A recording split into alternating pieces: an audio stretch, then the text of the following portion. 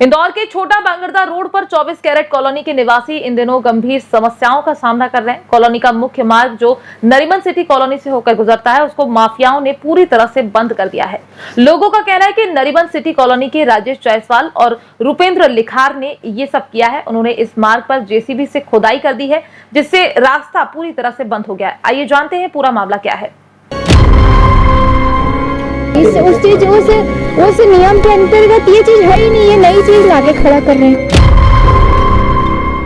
हमको तो गेट ही यही बताया गया था, तो बंद था, हमारे आने के 3 साल बाद खुला है।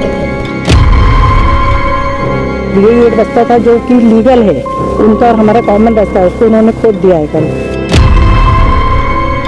यही सब बस आती है और रोज यही रोकना पड़ती है बस।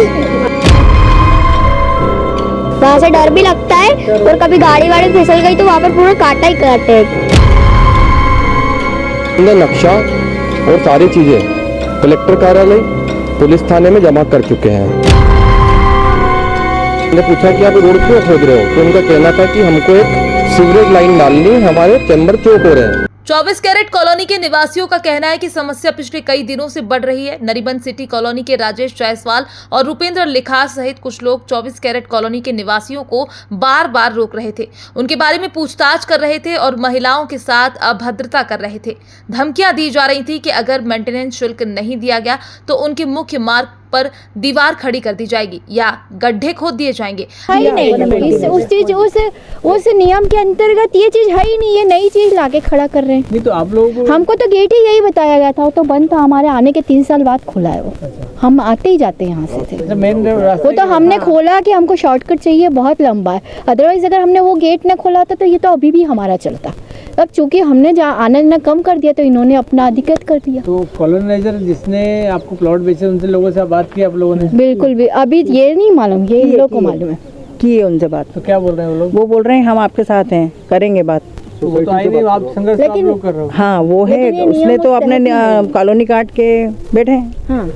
पर वो सपोर्ट कर रहे हैं। एम्बुलेंस पर एम्बुलेंस यहाँ आ नहीं सकती है, पुलिस की गाड़ियाँ आ नहीं रही है, क्योंकि रात में गश्त लगाने आती थी, पर अब यहाँ पे ये जो खोद दिया है तो वो भी नहीं आ पा रही है। जो कचरा वगैरह की शिकायत वो भी नहीं आ रही है, क्योंकि कचरा सबके घरों में पड़ा हुआ है, क्योंकि कचरा गाड़ी आ नहीं सक रही है।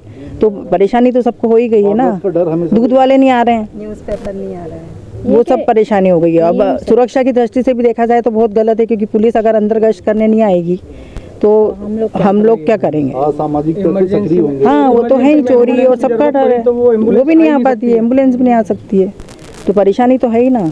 वो तो इनको रास्ता तो ठीक करना ही चाहिए, ये तो गलत है, इनलीगल है, बिल्कुल इनलीगल है। उनका राइट ही नहीं बनता है, उनका बिल्कुल राइट नहीं है ये करने का जो उन्होंने किया है। यहाँ पर जो रास्ता रोका गया है नरीमन पॉइंट वालों द्वारा आपकी 24 कैरेट कॉलोनी का, क्यों वजह क्या है? वजह इसमें वजह वो लोग हम लोगों से मेंटेनेंस मांग रहे हैं, अभद्रता करते हैं, रास्ते में उनके नरीमन के गेट पे रोक के 15 मिनट वेस्ट करते हैं, पूछताछ करते रोकते हैं, सड़क खोद दिए, उससे ना तो कचरा गाड़ी यहाँ आ पा रही है, तो हम लोग कचरा भी नहीं डाल पा रहे हैं। और वो लोग कोई सी भी गाड़ियाँ, बच्चों की बस, स्कूल बस नहीं आ पा रही है, बाहर तक जाना पड़ता है, उधर का रास्ता कच्चा है जो ठीक नहीं है बारिश में। और यही एक रास्ता था जो कि लीगल है उनका, और हमारा कॉमन रास्ता है, उसको उन्होंने खोद दिया है कल।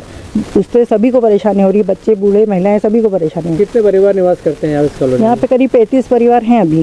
35 और 20 मल्टी के हैं, 20 परिवार मल्टी के हैं। और इसकी शिकायत आपने कहीं की? हम लोगों ने एयरपोर्ट थाने पे शिकायत की है और कलेक्टर ऑफिस में भी शिकायत की है। तो मुख्य वजह क्या सामने आ रही है? मुख्य वजह कुछ नहीं, उनको परेशान करना है। 2 महीने से मेंटेनेंस के परेशान कर रहे हैं। हमारी सोसाइटी अलग है 24 कैरेट की, वहाँ हमारा मेंटेनेंस अलग है और वहाँ सब कुछ ठीक चल रहा है। और नरीमन में 3000 के करीब वो हैं परिवार, अब उनका मेंटेनेंस उनका चलता है, तो हम उनको मेंटेनेंस क्यों देंगे? हमारा अलग है ना। तो कुल मिला के रोड टैक्स मांग रहे हैं या टोल टैक्स मांग रहे हैं? ना तो वो तो समझ लो उसको, बोले रोड टैक्स समझ लो, वो रोड टैक्स समझ लो, बस परेशान कर रहे हैं कि कैसे भी हम लोग भी उनको रुपए दें, जो कि इनलीगल है। तो अब क्या चाहते हैं? हम चाहते हैं कि ये रास्ता वापस वो लोग बनाएं और हम लोगों को परेशान करना छोड़ दें। वो भी हमारे सब अपने लोग हैं, हम भी प्रेम से रहेंगे तो सबको साथ में ही रहना है, झगड़ के तो कुछ हासिल होना नहीं मानी गई। तो आप किस तरह के क्या करेंगे? आप आगे अगली कार्रवाई क्या रहेगी आपकी? अगली कार्रवाई हम तो अभी नगर निगम में भी करेंगे, और नहीं तो फिर रोड पे जाके धरना देंगे, कॉलोनी के लोग जन सुनवाई में भी जाएंगे। आज उन्होंने अपनी धमकियों को अंजाम दिया और मुख्य मार्ग को खोदकर आवागमन को बाधित कर दिया। पीड़ितों का कहना है कि कल अचानक मार्ग की खुदाई के कारण कई समस्याएं उत्पन्न हुई। कई स्कूल के बच्चों को गाड़ी के अंदर न पहुंच पाने के कारण पत्थरों पर कूदकर घर लौटना पड़ा। महिलाओं को भी आने जाने में कठिनाइयों का सामना करना पड़ा। दूध वाले, पेपर वाले, गैस सिलेंडर वितरण करने वाले और कचरा गाड़ी भी कॉलोनी में नहीं आ सकी। इसके चलते रहवासियों को अपने घर से कचरे का डब्बा लेकर मुख्य मार्ग तक जाना पड़ा और पत्थरों को लांघकर कचरा डालना पड़ा। ये स्थिति कॉलोनी के निवासियों के लिए गंभीर संकट बन गई। रोज यहीं से बस आती है और रोज यहीं रोकना पड़ती है बस। फिर अभी कैसे आप जा रहे हो स्कूल? अभी रोज वहाँ से पीछे से जा रहे हैं, तो अभी फिर जब भी आते हैं ना तो पीछे यहाँ से एक मेरा दोस्त रहता है, तो यहाँ से आते तो ये रोड बंद है। तो फिर कभी कभी स्कूल बंद करना पड़ता होगा आपको? नहीं, फिर कैसे जा रहे हो? यहाँ से छलांग लगा के आते तो। ये पढ़ता हूँ पीछे वाले रास्ते में बहुत स्लिपरी है, तो गाड़ी फिसलने का भी डर है और वहाँ पर सांप वाप भी बहुत निकलते, जानवर भी बहुत निकलते हैं। डर लगता है उधर से आने में? वहाँ से डर भी लगता है और कभी गाड़ी वाड़ी फिसल गई तो वहाँ पर पूरा कांटा ही कांटे हैं, सारी जगह कांटे के पेड़। फिर कैसे आप जा रहे हो यहाँ से? हम जा कैसे रहे हैं, हमको गाड़ी निकालने में तकलीफ हो रही है, यहाँ से कूद के जाना पड़ रहा है। पीछे से गाड़ी निकाल रहे तो गाड़ी का फिसलने का डर है, बहुत सारे लोग पीछे से ही आ रहे। ट्यूशन वगैरह जाने में तकलीफ आती है? ट्यूशन तो हम बाइक से जाते हैं, वो समझ आते हैं, यहाँ से चले जाते हैं या फिर पीछे से चले जाते हैं, उसका डर नहीं है। पर पीछे से जाते हैं तो भी सिर्फ फिसल जाती है और गाड़ियों का भी फिसलने का डर रहता है। इधर मुख्य मार्ग के अवरुद्ध होने से सामान्य आवागमन प्रभावित होने के साथ साथ आपातकालीन सेवाओं तक पहुंच भी बाधित हो गई। यदि किसी निवासी को आपात स्थिति में चिकित्सा सेवाओं की आवश्यकता पड़ी तो सड़क खुदी होने के कारण एम्बुलेंस समय पर नहीं पहुंच पाएगी। यह स्थिति न केवल नागरिकों के रोजमर्रा के काम को प्रभावित कर रही है बल्कि उनकी सुरक्षा पर भी गंभीर असर डाल रही है।